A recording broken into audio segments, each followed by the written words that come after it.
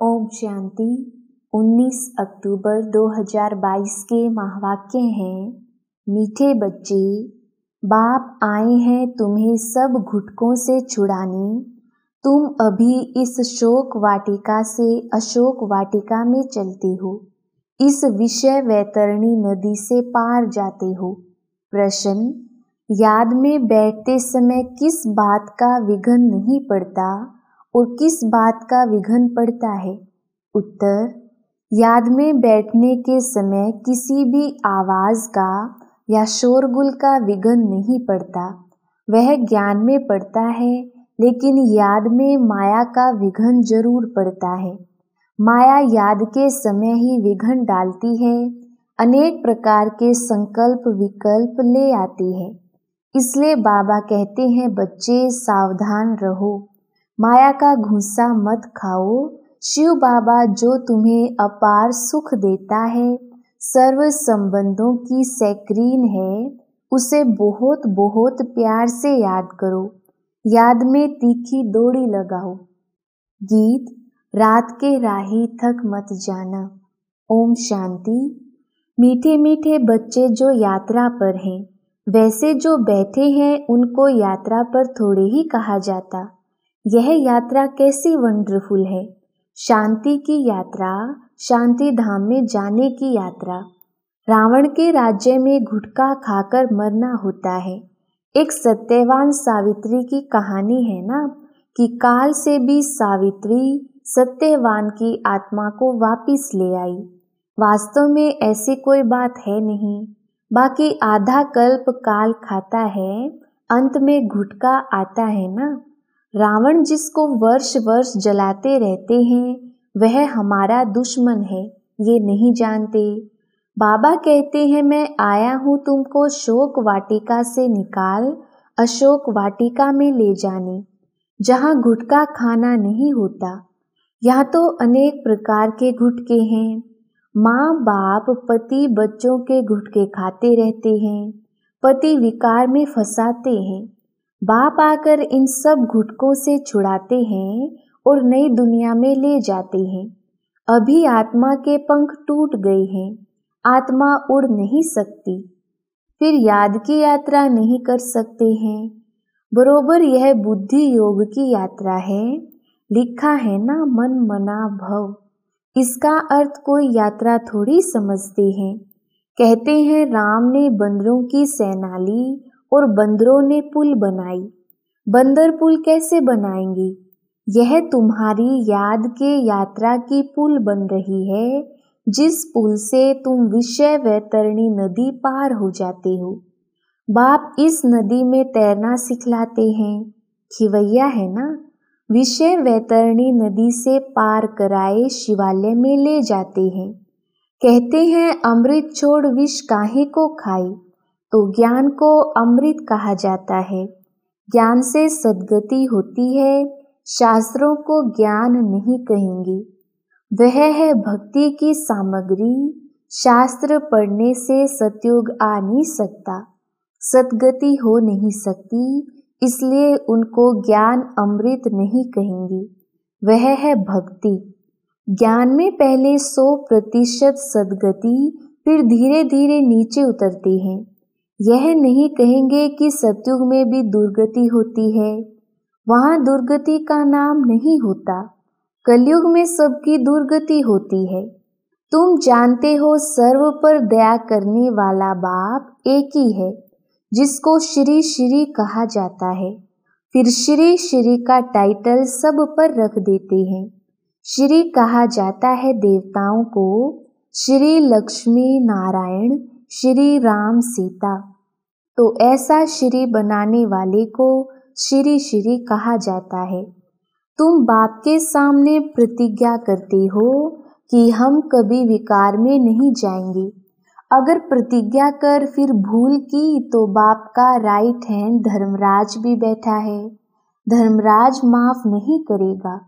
बाप भी गुप्त, ज्ञान भी गुप्त, मर्तबा भी गुप्त। यह सिर्फ तुम बच्चे ही जानते हो कि हमको श्रीमत देने वाला कोई मनुष्य हो नहीं सकता। प्रजापिता ब्रह्मा द्वारा बाप रचना रचते हैं। प्रजापिता सूक्ष्म वतन में तो होता नहीं, जरूर यहाँ ही होगा। तुम बच्चे समझ गए हो कि ब्रह्मा इस समय ब्राह्मण है, इनको भविष्य में बादशाही मिलती है। देवताएं पतित दुनिया में तो राजाई कर ना सकी, तो पुरानी दुनिया का विनाश चाहिए। विनाश होना भी है जरूर, अभी थोड़ी देरी है। तुम्हारा अभी नए झाड़ का सैपलिंग ही पूरा नहीं लगा है। आगे गाते थे, तो मैं माताश्च पिता। सबके आगे ये महिमा गाते रहते हैं, समझते कुछ भी नहीं। अच्छा विचार करो, ब्रह्मा माता कैसे हो सकते? लक्ष्मी नारायण की भी अपनी राजाई चलती है, तो उनको मात पिता कह ना सकें। तो इस समय परमपिता परमात्मा प्रैक्टिकल में मात पिता का पार्ट बजा रही है। फिर भक्ति मार्ग में महिमा गाई जाती है, उसमें भी पहले पहले शिव बाबा को त्वमेव माताश्च पिता कहते हैं, पीछे लक्ष्मी नारायण राम सीता सबको कहते रहते। अकल तो कुछ है नहीं, शिव बाबा है सैक्रीन। यह मनुष्य मात्र सब आसुरी मत पर दुखी देते हैं, और मैं सबके एवज में सबसे जास्ती सुख देता हूँ। मैं दाता हूँ। मैं तुम बच्चों को श्रीमत देता हूँ कि बच्चे तुम जितना याद की यात्रा पर रहेंगे, स्वदर्शन चक्र फिराएंगे, कमल फूल समान बनेंगे, उतना ऊंच पद पाएंगे। इन अलंकारों का अर्थ कोई समझा ना सके। अलंकार तुम ही धारण करते हो। निशानी विष्णु को दे दी है, तीसरा नेत्र भी देवताओं को दे दिया है। वास्तव में तीसरा नेत्र भी तुमको मिलता है। त्रिनेत्री त्रिकालदर्शी अक्षर है ना, इसका अर्थ भी इस समय तुम आत्मा की बुद्धि में है। आत्मा की बुद्धि में ही सब कुछ रहता है। मेरी आँख नाक कान भी शरीर नहीं कहता। आत्मा कहती है ये मेरा शरीर रूपी महल है। आत्मा को मालूम पड़ा है कि मुझ आत्मा में 84 जन्मों का पार्ट नूदा हुआ है। कितनी गुप्त बातें हैं। आत्मा को रॉकेट भी कहते हैं। जिस आत्मा को शरीर छोड़ लंदन में जाना होगा तो सेकंड में चली जाएगी। उन्होंने कितना तीखा रॉकेट बनाया है, जो सुबह चले तो शाम को पहुंच जाए। आगे स्टीमर में 3-4 मास लग जाते थे, अभी भी स्टीमर में 1 मास लग जाता है, एरोप्लेन में 1 दिन। परंतु आत्मा बहुत तीखा रॉकेट है, जो 1 सेकंड में पहुंच जाती है, जो कोई भी देख ना सके। तुम आत्मा का ऑलराउंड पार्ट है। अच्छा, परमात्मा का पार्ट क्या है? द्वापर से मेरा साक्षात्कार कराने का पार्ट है। जो जिस भावना से मुझे याद करता है, उसकी मनोकामनाएं पूर्ण करता हूँ। अभी मेरा ज्ञान देने का पार्ट है। पतितों को पावन बनाने का पार्ट है। तुमको मास्टर नॉलेजफुल गॉड के बच्चे मास्टर गॉड बनाता हूँ। जिन्होंने कल्प पहले पुरुषार्थ किया था वही करेंगे। बच्चे कहते हैं कल्प पहले आए थे, अब फिर से वर्षा ले रहे हैं। किसके पास? मात पिता के पास। सरस्वती सबकी माता है, उनकी माता यह ब्रह्मा। इनकी माता तो कोई है नहीं। शिव बाबा खुद कहते हैं तुम मेरी वन्नी हो, तो फिर मैं कहता हूँ पति बिगर खाना मैं कैसे खाऊंगा? तो अच्छा, शिव बाबा और हम दोनों इकट्ठे खाते हैं, नशा तो रहता है ना। तुम भी खुद कहते हो कि बाबा दलाल बन आया है अपने साथ सगाई करने। तुम श्रीमत पर परमात्मा के साथ सबकी सगाई कराते हो। पंडितों ने जो विकार का हथियाला बांधा है वो बाप कैंसिल कराते हैं। बाप कहते हैं तुम ज्ञान चिता पर बैठो तो गोरे बनेंगे, काम चिता पर बैठ तुम काला मुंह क्यों करते हो? श्याम सुंदर का अर्थ तुम जानते हो। श्री कृष्ण है सुंदर, अभी तो वह भी श्याम है। अब बाप ने आकर अपना परिचय दिया है। तुम हो पतित पावन गॉड फादर के स्टूडेंट, तो यह पाठशाला है। पाठशाला में पढ़ाई होती है, मेहनत करनी पड़ती है, और उन सत्संगों में मेहनत नहीं है। वहाँ तो गीता सुनी, ग्रंथ सुना और घर गया। वहाँ कोई थोड़ी कहता है कि पवित्र बनो, यात्रा करो।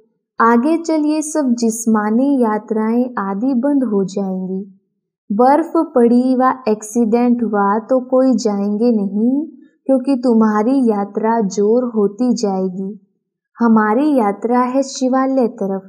पहले शिव की पुरी शिवालय में जाएंगे, फिर शिव की स्थापना हुई पूरा शिवालय में जाएंगे। शिवपुरी और विष्णुपुरी दोनों को शिवालय कहेंगे, क्योंकि मुक्ति जीवन मुक्ति दोनों शिव बाबा ही देते हैं। तो सतयुगी देवी घराना शिव बाबा स्थापन करते हैं। अच्छा, याद में आवाज का विघ्न पड़ नहीं सकता, ज्ञान सुनने में शोर का विघ्न पड़ेगा। मनुष्य तो कहते हैं शांति करो, नहीं तो याद में विघ्न पड़ेगा, परंतु योग में आवाज विघ्न नहीं डालता, विघ्न डालती है माया। बच्चों के साथ माया की युद्ध है। बच्चों को युद्ध के मैदान में हार नहीं खानी चाहिए। माया तो घूसा लगाती रहती है। माया ने नाक पर घूसा लगाया तो यह गिरा, फिर खड़े हुए, फिर नाक पर लगाया तो ये गिरे। तो बाप कहते हैं यह माया काम क्रोध के घूसे मारती है, इससे तुम्हें बहुत बहुत सावधान रहना है, घूसे नहीं खाने हैं।